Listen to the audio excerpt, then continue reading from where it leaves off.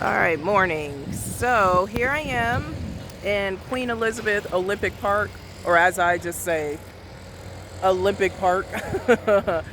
um, so there are walk paths near. Um, I don't remember what this river is called. I think it's Thames River. Um, so yeah. Anyway, so today I'm just gonna show around while I'm talking. I'll show a little bit of how I look and stuff. So give you the landscape. So this is actually, if you keep walking in this direction and turn in the middle, that is Westfield Stratford, which is the mall, like the big mall or big shopping center is what they call them here in the UK. So today my video is about post 9/11 GI Bill and being an international student at a UK university. So just to let you know, I graduated officially yesterday. I received my university results, and I passed with a grade I'm fine with. I just wanted to pass. It's like I'm age 36, I'm like, that's a feat right there to return to university for a career change and graduate. So I know I don't look it, but yes, I'll be 37 this year. So yeah. So pretty much, let me just show around. So there is a statue. So I don't know if you can see in the back. It's kind of like yeah, I can't show it. It looks like it's a gray little pillar. That's literally behind where I live. I live in a house share. So yeah. So pretty much, I'll have my keys and my motorcycle keys, car keys, motorcycle key, all kinds of keys. So yeah. So pretty much, as an international student, you can, let me walk up this way. You can actually attend a university in another country with the post 9/11 GI Bill. The only thing is you have to make sure the university accepts it. And there is a way you can figure that out. I'm not going to give all the details because you should learn this through TAP. And if you don't know what that is, please ask your higher ups, your direct supervisor. Like I said, I'm a U.S. Air Force veteran. I served for 6 years active duty. I joined when I was 26, going on 27 years old. So not all of us joined right out of high school, okay? And also I grew up in the military and government civil service. Both of my parents retired from their careers. So yeah, so that's why for me personally I didn't join the military until much later because I grew up in the military. So from that note, I joined for 3 reasons and I achieved all of them. And one of the main ones was, 2 of them was to travel across the world, which I did, and then also just to show around. Also to so there you go. I don't know what that's called. I just know it's like 2012 they had the Olympics here, so they have like the statues and stuff. So just to show, and then you see things in the sky. But yeah, I lost my train of thought. I was talking about being oh yeah, so the 2 reasons why, 2 out of like 3 or 4 factors into why I achieved all what I wanted to achieve when I joined the military at, like I said, at 26 going on 27, was to travel, constantly travel. And then there's West Ham United Stadium. So as you know, football is the thing, okay? They just recently had like the matches. Oh my goodness. People like were losing it. I was hearing them chanting and everything outside my window in my house here. I was like, oh, and I mean, it was until like late at night as well. So people do not play. It's just like, American football and basketball across the states. And that shit's funny to me too. Oh my goodness, I remember experiences of people like, asking me what team I liked and stuff. I'm like, I don't care. I don't watch sports. So I get kind of the same thing here. It is like, nah. So usually, so I traveled, and then also I wanted to return to university. But I wanted to make sure when I returned to university, it was something like practical, but something that would help me in my future. And that's what I did. So I graduated I roller skate actually near here. There's a group I meet up with, but I didn't bring my roller skates. So this direction heads to Westfield, Stratford, the shopping center. So you know what? I'm going to probably stay right here. And then the water, as you can see, is like down here. So just kind of gives you like what this looks like. So people can walk the path down here and then keep going, and it'll cross over that way. And you can just like walk. I mean, this is huge. So, hi, mommy, the sun. But yeah, so that's Westfield.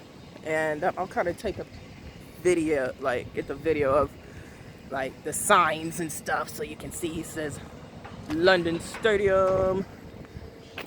All right, there you go. So yeah, let me get into what I'm talking about. So, return to university. So here I am. Actually, to give you a little insight, here in the UK, universities, they do 3 years for their bachelor's degree. And then you can do the fourth year as a year in business placement, but I didn't do that. But I graduated in my fourth year, but it was because I had a repeat year. I failed 3 classes, and I was highly upset 2 years ago in my second year, so I had to redo that, and yeah, so, and that was very stressful because it affected like my visa and all that as well. So let me just show behind me. But yeah, so graduating now is such a relief. But also I'm preparing for my master's degree. So yay. So I graduated with my bachelor's of science in accounting and finance. So that's that.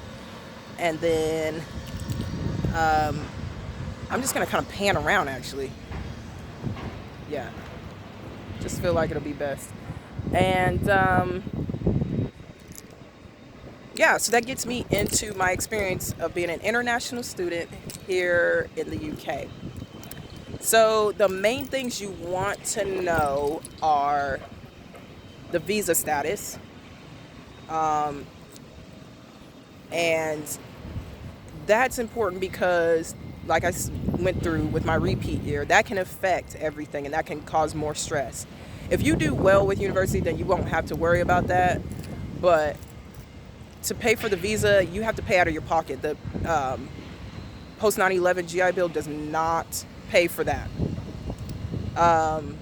And then also, when you attend at university, you do not get money. You do not get the same amount of money every month from the VA.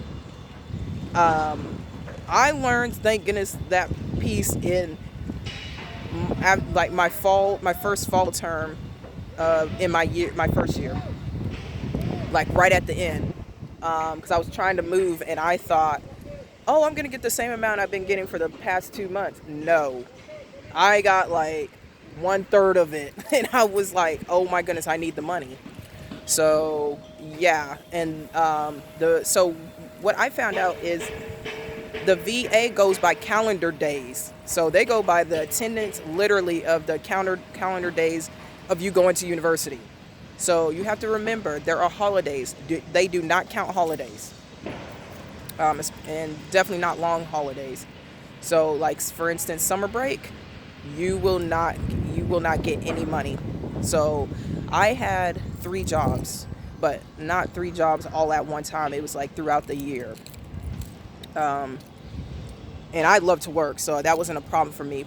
But plus, I knew I needed the money for summer because, like I said, you're only going to get so much each month, and like I said, it depends on how many days you attend the university. So here in the UK, they have actually quite a bit of holidays, but then the amount of semesters, so they actually do 3 semesters: fall, spring, and summer. You have to make sure your international financial advisor at your university understands that, because they're the ones that processes every bit of your VA stuff. It's not you. So you need to stay on top of them. Luckily, I went through a situation where my my VA education benefits, when I first started, like literally as I was getting ready to start university in October 2017. And I just finished the military like 3 months prior, my 6th-year enlistment. So I really, I went from military to university. I literally I was like on them about, making sure that my education benefits were gonna be available, because that's what I was relying on to pay for my housing and stuff. Because they pay for tuition, housing, and book stipend, and the advisor put in the wrong information and it rejected it, and I was stressing out. So ever since, I've always paid attention. So make sure your advisors know what they're doing. If not, if you need some help, please, I don't mind if you reach out to me. I'm very helpful in that sense, because I know how it feels. Let me just kind of move around. And yeah, so I remember that. So I always tell my financial advisors to, just make sure. And they're like, yeah, we know. And so with that ties into when you start getting your VA education benefits, there is going to be a shortfall you have to pay for. And you pay for it for the whole year. So make sure you have money, okay? Do not just rely on the VA's money unless you know how to personally budget and you have a lot of savings, because they don't care.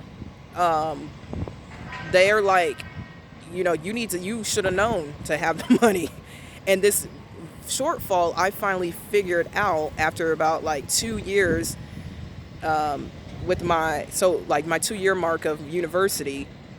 It's the exchange rate payment. So you have to remember, here in the UK, they use pounds, not dollars. So your VA education benefits is in dollars. So you need to make sure you can exchange it into pounds and pay them. So I have 2 bank accounts. So I have one I have USAA and then a UK bank account. And then I use software, like an app, to exchange it. So make sure you do that. And I'm hearing this thing that I've seen somebody have a video, and I've heard other veterans or soon to be veterans claim that the VA education benefits is $4,000 and stuff like that. No, it's not. Okay? And no. Do not believe that at all. It is lower than that. And I'm telling you right now, people will say any and everything. But the thing is I've experienced it, and I will be experiencing it again. I experienced it for 4 years. So please take heed. Do not listen to people claiming you'll get this certain amount of money and you can just live off that. No, you can't. I'm telling you right now, because you would be, I literally sometimes was broke because I, sometimes would like go out and have fun, a little too much sometimes. I'm pretty good with money. I'm actually good with money, I will admit. But there are moments where I'll get too excited and I'm like, oh, I can, I have this little extra money I can spend on. But then I realize I have a bill I need to pay, you know. So for me, I have auto and renter's property insurance. And I drive, so I have my full UK driver's license. I'll actually show that just briefly. And I literally had to start all over to get it. So as a U.S. citizen, you cannot exchange your U.S. driver's license for British. You actually have to do the theory test and then the driving test. And almost 3 years ago, so in December this year, 2021, I will. It'll be 3 years I've had my UK driver's license, full UK driver's license. There's a reason, so I'll show that quickly. So I just want to make sure, like, just so you can see. So ta-da! Give that. So it's real. See?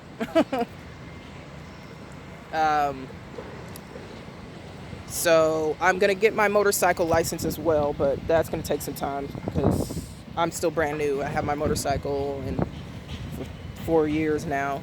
No, 5 years now. So anyway, that's a whole other topic. And I have a video on me earning my full UK driving license. So if you want to see that, you can. All right. So let me just check the video. All right. So, yeah. So what else was there? So I talked about the exchange rate. Yeah, you have to pay out of your pocket for that.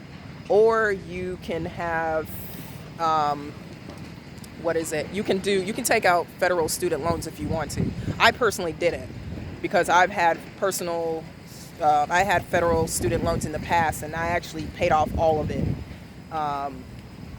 And through a tragedy. So I think I've mentioned that in one of my videos before. Yeah, I did. I believe it was my BMW Z3 video. I explained that. So, and that note, like, you don't have to take out federal student loans. But I'm going to be honest, the advisors will try to get you to take them out.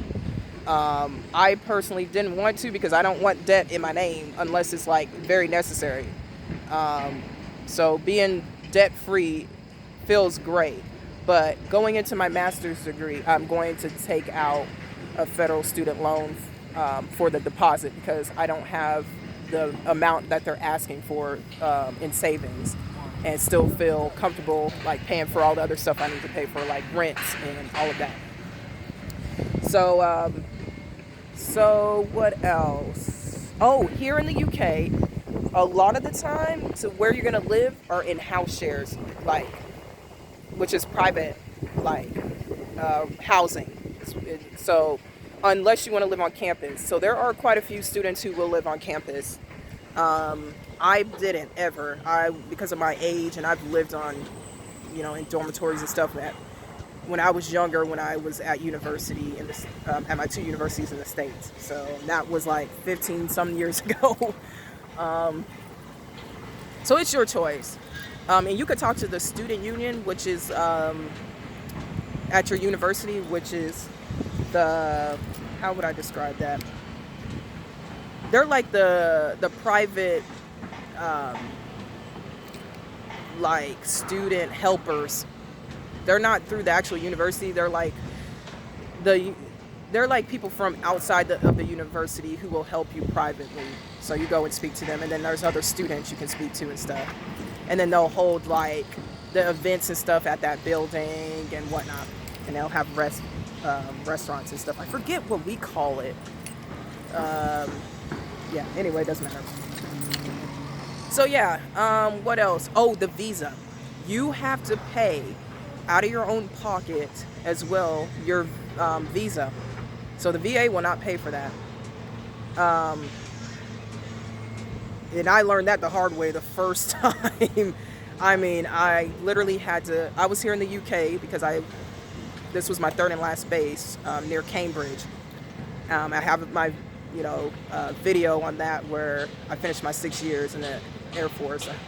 It should be titled that, describing that. And I thought, like they'll send me the money right away and then I can, apply for the visa. Nope. So I was struggling. Because literally I just finished the military and I thought I had enough money. Obviously I didn't. So make sure you're saving up your money as well, because it's for real. You really do need to save up your money, because VA education does not kick in immediate. It's actually at the end of the month as well, so don't expect every beginning of the month to get it, because it's not happening. It's like, there were some times I had to make sure I remembered that, so I always put it in my phone that, that's when I'm going to receive it. So yeah, and it's quite a bit of money to pay as well for the visa, and this is the Tier 4 student visa, so make sure you understand that, okay? Anything else? No. I think that should be it for yeah. Make sure, okay, this is something I almost forgot because I changed it quickly. So the VA education benefits will actually send you a check. So you have to tell them that you want it directly deposited into your US bank account that you have. Because if not, they'll send you an actual check, and then you have to take it to the UK bank that you have, and they'll exchange it. But remember, exchange rates. So it took a lot of the money, and I was like, so I was mad because it took quite a bit, and I was like, well, dang. So yeah, so make sure you make it a direct deposit. So all right, that's all I can think of right now.